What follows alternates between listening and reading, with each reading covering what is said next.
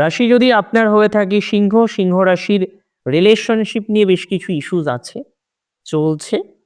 কিছু ক্ষেত্রে suddenly breakup হয়েছে। একটা দুঃখ, যন্ত্রণা, কষ্ট অলরেডি আপনি পেয়েছেন।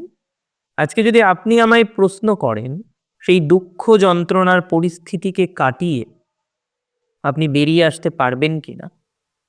আমি খুব দায়িত্ব নিয়ে বলছি, সিংহ রাশির জাতক জাতিকারা তারা দুঃখ যন্ত্রণার এই পরিস্থিতি রিলেশনশিপের কষ্ট থেকে বেরিয়ে আসতে পারবে।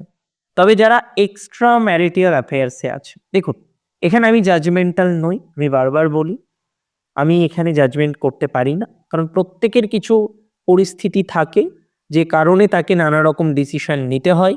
বহু সিংহ রাশির জাতক জাতিকাদের এই ধরনের কিছু বিরুদ্ধ পরিস্থিতি চলছে, যে কারণে সে বাধ্য হয়েছে এই ধরনের সম্পর্কে যেতে। তবে সেই সম্পর্কের ক্ষেত্রটাও এই মুহূর্তে ডিস্টার্ব, যে কারণে আপনি দেখছেন এদিকে খাল, যে খালে কুমির, আর এদিকে ডাঙা, যে ডাঙায় বাঘ। সিচুয়েশন এতটাই গম্ভীর। তবে আমি এটুকু অ্যাসিউরিটি দিচ্ছি, রিলেশনশিপ নিয়ে যে ইস্যুস আপনার কারেন্টলি রয়েছে, সেই ইস্যুস ধীরে ধীরে কমে যাবে।